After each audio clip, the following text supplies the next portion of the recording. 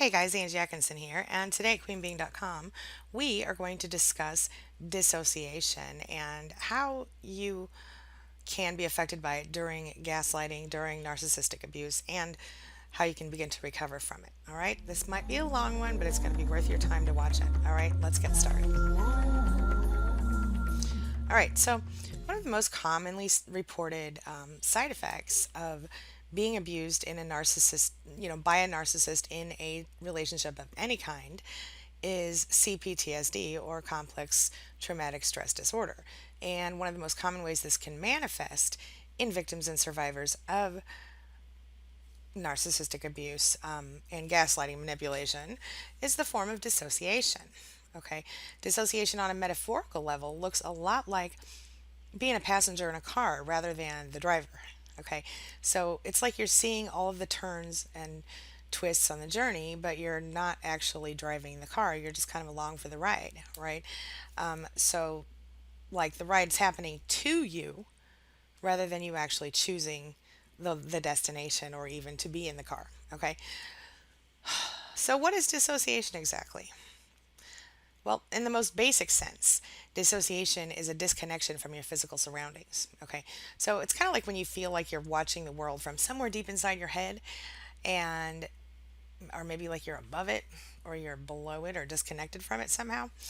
Like you're not really there, or you're kind of watching life through a movie screen. You know what I'm talking about? It kind of feels like you're not really real, or like, there's a fog around you and you can't see beyond it. You can only kind of see hints of what's really happening. You can't really feel it. Okay. Some people even say that it's like being a robot, or having no emotions or connection whatsoever to the people around them. And like what was once familiar now seems unfamiliar. And of course, this includes people, places, and things that were always familiar to you. So first of all, I want to just real quick, I'm going to give you a clinical definition of dissociation. Okay. So, according to the International Society of the Study of Trauma and Dissociation, which is abbreviated ISST-D, the dissociation is a lack, it's a disconnection or lack of connection between things that are usually associated with each other. I mean, that's really basic, right? And that in its most severe forms, those who suffer from dissociation report that the disconnection occurs in the usually integrated functions of consciousness, memory, identity, or perception. Okay. So, for example, a person who suffers from dissociation may experience something that most people would be extremely upset or affected by, and they might really have no feelings at all about it. Like this could be, the death of a pet or a person, or this could be, anything from, a divorce. Well, I mean, of course, you might not even be dissociated about that if you're actually out of it, but, any kind of major life change, anything that someone would normally cry about or be upset about or scared or whatever doesn't affect a person with dissociation at all, at least not apparently, not on the outside. Okay. And I believe that's a coping technique that we all develop when we're being abused by a narcissist, because it's either that you stop feeling stuff or you're in pain all the time. You know what I mean? And a lot of people choose to go kind of numb in order to stay, well, in fact, according to ISSTD, it's clinically termed emotional numbing. And it's one of the hallmarks of PTSD, which is, of course, like I said, post traumatic stress disorder. It's a common and an unfortunate side effect of of experiencing narcissistic abuse in a relationship. It's also a very common complaint that are seen in people who seek mental health treatment in general. Dissociation doesn't feel good. It feels like nothing. And initially, you probably think, as you go into dissociation, you probably start to think, oh, I figured it out. I don't know. I know how not to be upset. I just don't let it bother me. And initially, it might feel kind of empowering. But what ends up happening is that you end up not ever, you end up losing the ability to feel anything, even the good stuff. And that's just sucky. Okay. So let's talk about that. Okay. All right, so moving on. How does dissociation as a result of gaslighting and mental abuse affect your life?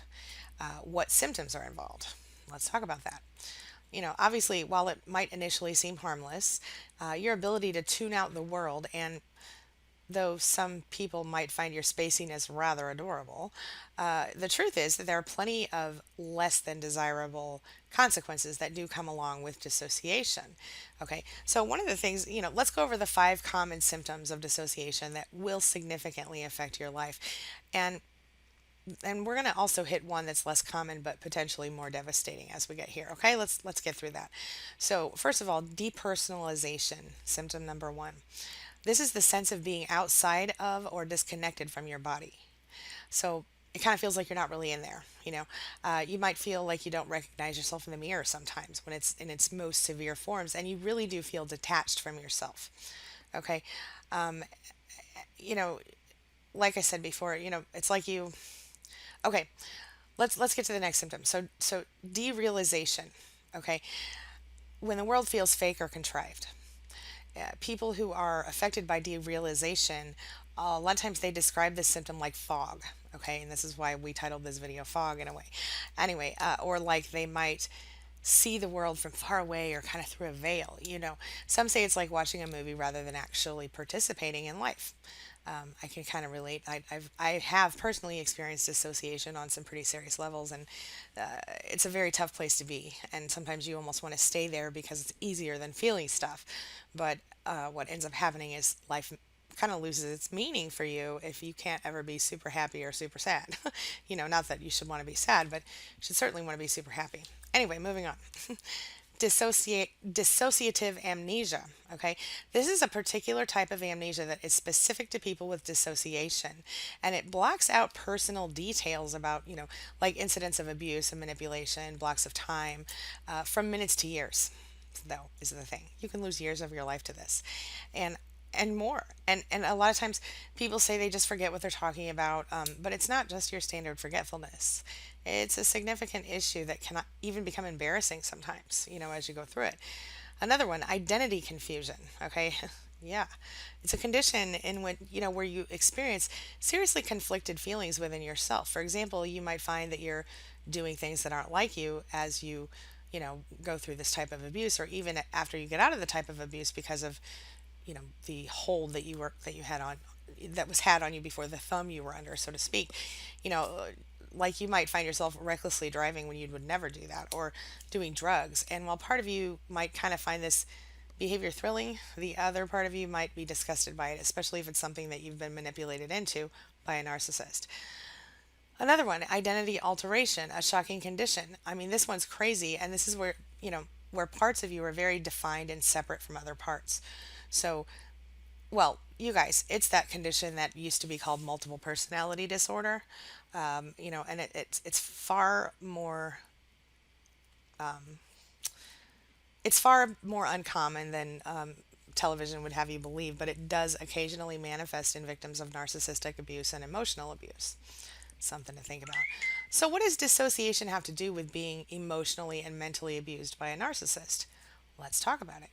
So, how does it all come together, right? Well, when it comes to dissociation due to narcissistic abuse in your relationship, that's a whole other ball of wax, you guys. The thing is that learning to dissociate can be something that begins as a survival technique.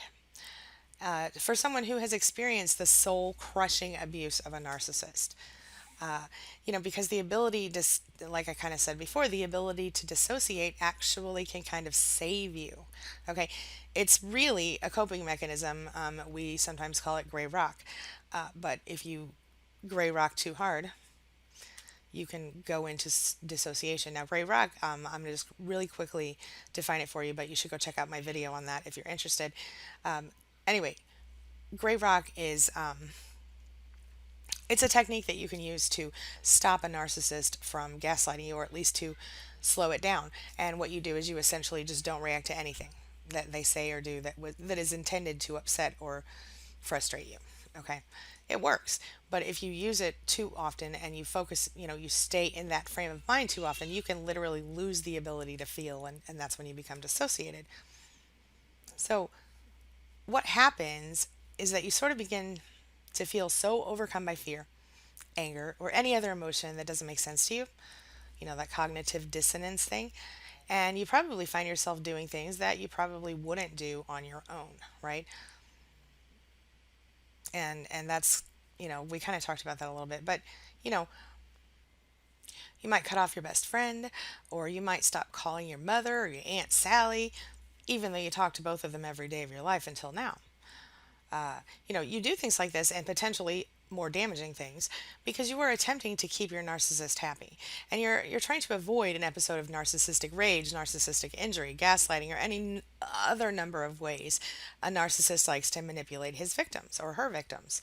And when all of this becomes too much for your rational mind to handle, and you've become isolated and toxic and everything is terrible, or at least emotionally isolated, even if you're not physically isolated from other people, in a way that you don't talk to anyone about your problems, you have to figure out a way to deal. Now, maybe you don't talk about your problems because you know that, you're not going to do anything to solve them, or maybe you don't talk about your problems because you don't feel like anyone can understand. But in any case, you got to figure out a way to deal all by yourself in a lot of cases. And a lot of times, you have to decide not to wish that you were dead. And the only way to do that is to simply stop feeling the feelings that hurt you so deeply. And maybe you begin to rationalize it in your head. He or she doesn't really mean what they're doing or saying. He or she will apologize later so that I can just get through this and I can help them with their anger or their self esteem or whatever is bothering them according to what I see, according to my perception. And that's so common. But unfortunately, it doesn't work. And when it doesn't work, you give up and you stop feeling anything at all. And at first, like I said, this is kind of freeing.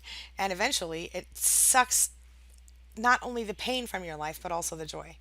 Okay, it becomes an issue on, it becomes an issue of an inability to have any kind of amazingness in your life, which sounds really stupid, but you understand what I mean. You stop having the ability to function like a normal person, to feel like a normal person. Okay, so like, let's talk about it like this. All right. So if you're in the middle of, going through a narcissistic abuse situation, or you've just left one and you're just completely dissociated. So, doesn't, people will say to me, why should I bother to get help with dissociation? Because obviously, hey, this makes my life better, right? And that's something that is, it does seem true. It does, but it doesn't really work that way. I'm going to talk about that with you right now. Okay. So, why should you bother to get help? Well, at first it does seem like it makes your life easier, like I said. And some people, even say that the best way to avoid being hurt emotionally is to avoid feeling anything at all. But the problem is a little thing that psychologists call affect dysregulation, okay, which is defined as the inability to tolerate and manage emotional experiences. Okay, this happens because we lose the inability to soothe ourselves for whatever reason as we are going through dissociation, or in some cases, we were never given the ability to learn how to soothe ourselves because a lot of us came from broken, toxic homes, whether they were, pretty on the outside or not. Okay, now this can cause us to have terrible mood swings. Okay, lack of emotion, and on some occasion, you might find yourself reliving really painful memories, and it's like kind of like when a veteran with PTSD has a war flashback, except it's reliving the tragic events that we personally experienced. Like the verbal or emotional abuse of a narcissist, or a physical abuse of a domestic abuser or a parent, or anything like that. Maybe a horribly painful situation that happened to you in school, or a robbery in your home, or a rape or something like that. Anything that you've been through that has been horribly tragic or traumatic to you, I should say. Because what people don't recognize is that narcissistic abuse becomes incredibly toxic, becomes so pervasive, it just kind of gets in every cell of your body, and it changes who you are as a person. So, you should get help with dissociation because this can absolutely ruin your life. It can cause you the ability, it can cause you to become someone that you're just not. Okay. And what you deserve is the ability to discover or rediscover who you truly are, and to not be kind of like a basket case shell of your former self or your true self. Because in some cases, we haven't found our true selves yet. We're still looking because we grew up in places where we've had uh, such a such a difficult experience, even finding out that we had the right to be a person, you know. So anyway, why do we dissociate when it's so healthy for us? So unhealthy for us. Like I said, dissociation is a result of the subconscious mind's attempt to protect us from the intense and painful emotions that we can't handle. It's as simple as that. So it's our mind's last ditch attempt to preserve our sanity. It initially happens when all of our other methods for coping are exhausted. Our protection, devices are everything that we can think of to keep ourselves from becoming, you know, from being so miserable that we don't even want to live.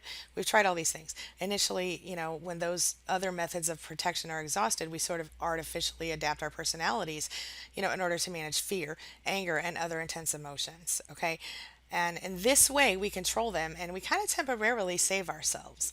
But again, like I said, when you're constantly dissociated, when you're constantly, unfocusing from emotion and any of that stuff, then you know, your life loses meaning. So, how do you start to heal from dissociation and begin to feel things again?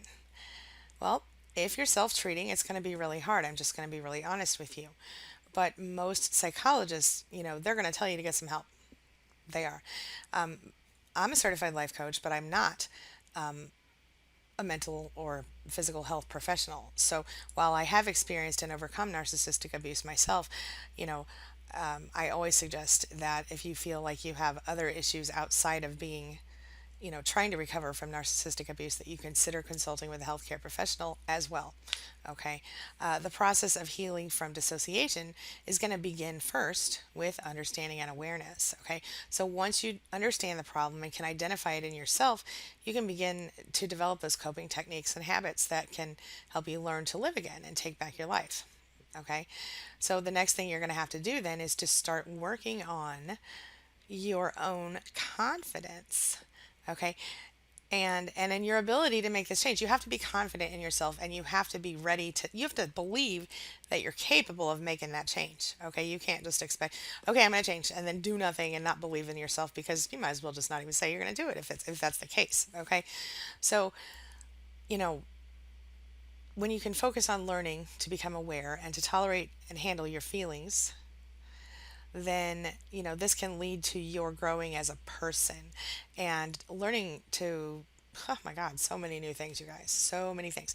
So if you haven't already, one place you can start right now is go over to narcissismsupportcoach.com and pick up your free 5-day email course, and this will help you, to overcome the fear that's holding you back and really start to build your confidence. Also, if you head over to queenbeing.com, there's a self confidence course on that site and a whole bunch of other freebies there that will help you in this particular area. So stay tuned for more videos on this topic this week. But for today, I'm wrapping it up. So let's start here. It's your turn now. Have you experienced dissociation before, do you think? And was it a result of being abused by a narcissist? I'd love it if you would share your thoughts and your feelings, your experiences in the comments section. And let's talk about it. Let's see what we can do to, really raise awareness and begin to create some real support and connection here in this community on YouTube. All right. Thank you guys. Have a wonderful day. I will see you later today for another video. See you soon.